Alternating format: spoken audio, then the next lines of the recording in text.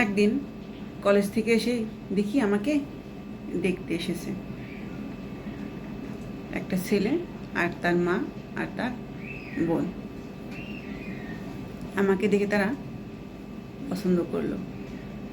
আমার পরিবার তার পরিবার সব কিছু দেখার পর দু পরিবারই সবারই পছন্দ হলো এবং সেখানে আমার বিয়েটা ঠিক করলো। আমি যে কলেজে পড়তাম সেই কলেজে আমার যার সাথে বিয়ে ঠিক হয়েছে তার ছোট ভাই পড়তো। সে আমাকে ভালোবাসতো কিন্তু কখনো মুখে প্রকাশ করেনি এবং বলেওনি। তার কাজে কর্মে বুঝতে পারতাম সে আমাকে ভালোবাসে, পছন্দ করে, কিন্তু কখনো সে মুখ ফুটে বলেনি বিধায় আমিও সেটা কেয়ার করিনি। ঠিক আছে, আমাদের খুব ভালো একটা সম্পর্ক ছিল, বন্ধুত্বপূর্ণ সম্পর্ক, খুব সুন্দর একটা সম্পর্ক। যাই হোক, সেখানে আমার বিয়ে ঠিক হলো। সেও জানতো না আমার সাথে তার বড় ভাইয়ের বিয়ে ঠিক হয়েছে। তারপর বিয়ের দিন সে আমাদের বাড়িতে তার ভাই সাথে আসলো। এসে আমাকে দেখার পর সে অবাক হয়ে গেল, এ কী করে হলো। বুঝতে পারছিল না সে কি করবে। তারই বড় ভাইয়ের সাথে আমার বিয়ে হচ্ছে। ঠিক আছে, তারপর সে আর কিছু বলতে পারেনি। নিশ্চুপ দাঁড়িয়ে সে আমাকে লাল বেনারসি দেখতে পেল। লাল বেনারসি পরে, গহনা পরে আমাকে পরীর মতো লাগছিল। সে অবাক দৃষ্টিতে তাকিয়ে রইল। তার চোখ ভরা পানি ছলছল করছে, বুকের ভিতরে তার ফেটে যাচ্ছে। তার মুখ দেখে বোঝা যাচ্ছে। সে এক নজর দেখে এসে বেরিয়ে গেল ঘর থেকে। আমার বিয়েটা খুব সুন্দরভাবে সম্পন্ন হল। আমি আমার শ্বশুর বাড়িতে চলে গেলাম। সেখানে যাওয়ার পর আমাকে আমার শাশুড়িরা খুব সুন্দর করে বরণ করে নিল। আমি খুব ভালোই সংসারটা করছিলাম। স্বামী আমাকে ভীষণ ভালোবাসে, অনেক কেয়ার করে, যত্ন করে, আগলে রাখে। আমাদের সুন্দর একটা সম্পর্ক চলছিল। ঠিক আছে, আমার দেবর তেমন আমার কাছে আসতো না। আমরা কিন্তু ফ্রেন্ড, কিন্তু সে আগের মতো হাস্যোজ্জ্বল নিয়ে কথা বলতো না, দুষ্টামি করতো না, নিশ্চুপ থাকতো। আমি ডাকলেও শুনে না শোনার ভান করে এড়িয়ে যেত, চলে যেত। বেশি কথা বলতো না, যতটুকু প্রয়োজন ঠিক ততটুকুই। ঠিক আছে, কিছু করার নেই। আমি তার বড় ভাইয়ের ওয়াইফ, সম্পর্কে তার বড় ভাবি লাগি। আমার সুখের জীবনটা চলছিল।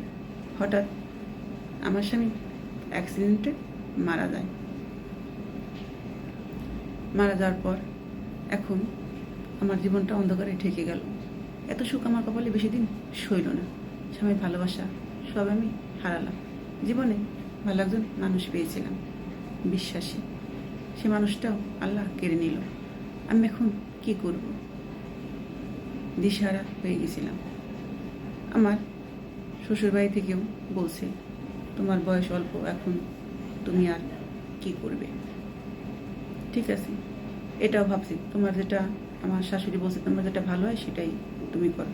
যদি মন চায় তুমি এখানে থেকে যেতে পারো, আর যদি মন না চায় তাহলে তুমি তোমার বাবার বাড়ি চলে যেতে পারো। তখন ভাবছিলাম, একজন বিবাহিত নারী এবং বিধবা, স্বামী মারা গেছে, বাবার বাড়িতে গেলে অনেক কথা শুনতে হবে। মানুষ গাল ভরে আমাকে বদনাম দেবে, আমাকে অপায় অলক্ষিণী বলবে।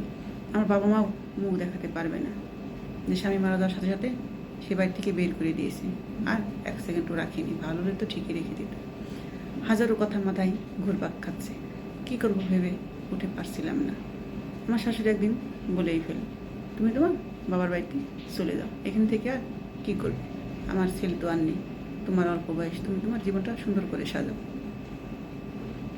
তখন আমার দেবর আমার সাথে একা কথা বললো তোমার সাথে আমার কিছু কথা আছে। আমি বললাম, কী কথা বলবি, এতদিন তো ডাকলেও শুনতে না। বললে এখন দরকার তাই বলতে এসেছি। আচ্ছা, আমি যদি তোমাকে আমার জীবন সাথী করে নিই তাহলে তোমার কোনো আপত্তি নেই? আমি ওর কথাটা শুনে অবাক হয়ে গেলাম, কিছু বলতেও পারছিলাম না। তারপরে সে তার জীবনের অনেক কথাই আমাকে বলল।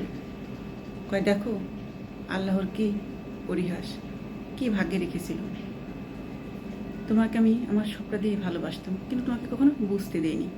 তোমাকে পছন্দ করতাম অনেক, ভাবতাম পড়াশোনাটা শেষ হোক, তুমিও পড়াশোনাটা শেষ করো, আমি কিছু একটা করি তারপরে বলবো। কিন্তু তার আগেই ভাগ্যক্রমে তুমি আমার বড় ভাইয়ের স্ত্রী হয়ে গেলে, আর বলার সে সুযোগ ছিল না। এখন যাই হোক, মানুষের ভাগ্যের কথা বলা যায় না, কার কপালে কী আছে। এখন ওর ভাইটা পৃথিবী ছেড়ে চলে গেছে, তুমি অন্য জায়গায় বিয়ে করবে, তাহলে দরকার কি? আমি যদি তোমার দায়ভার নিই তাহলে তোমার কোনো আপত্তি নেই। তখন আমি আর কিছু বলতে পারছিলাম না, আমার চোখের পানিতে বুক ভেসে যাচ্ছিল। আমি চুপ হয়ে রইলাম, কিছুই বলতে পারলাম না। সে বলল, আমি তোমাকে ভীষণ ভালোবাসি, আজও সে আগের মতোই ভালোবাসি। হয়তো ভিতরে রাগে যন্ত্রণায় তুমি ডাকলেও আমি কথা বলতাম না, কারণ আমার সেই কথা বলার ইচ্ছাটাই মরে গিয়েছিল। কারণ তুমি আমার ভাইয়ের বউ, যাকে আমি আমার স্বপ্নের রানী বানিয়ে রাখতে চেয়েছিলাম। এটা তোমার কোনো দোষ নেই, দোষ আমারই ছিল, কারণ আমি তোমাকে বলিনি। ঠিক আছে, আমি তার কথা কোনো উত্তর দিলাম না। সে বুঝতে পেরেছে আমি রাজি আছি, কারণ কোথায় যাব এই কলঙ্কের দাগ নিয়ে।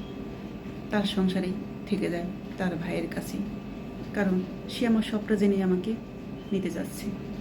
এখানে আর বলার কিছু থাকে না। তাই আমি তাকেই মেনে নিলাম, এবং আমার পরিবার, তার পরিবার থেকে প্রথমে তার পরিবার মানতে চায়নি। তার ছোট ছেলে তারা ধুমধাম করে আরও সুন্দর একটা মেয়েকে তারা ঘরে আনবে, এভাবে আমার মতো একটা ছেলে তার মারা গেছে, তারা কখনোই মানতে চায়নি। কিন্তু সব ম্যানেজ করেছে আমার সেই দেবর। সে বলেছে, আমি সংসার করবো ওকে নিয়ে, তোমাদের এত মাথা ব্যথা কেন? যার হাত না সে এমনিতেই চলে যাবে, ওকে দোষ দাও কেন? ওকে কটু কথা বলো না। তারপরে সবটা ম্যানেজ করে সে আমাকে নিয়ে সুখে সংসার করতে লাগলো। আসলে ভাগ্যের খেলা বুঝি এমনই হয়। আসলে কেউ কাউকে যদি সত্যিকারের ভালোবাসে, সে যেভাবেই হোক, যে কোনো হোক, ঘুরে ফিরে তার জীবনে অবশ্যই আসবে, যদি ভালোবাসাটা সঠিক হয়।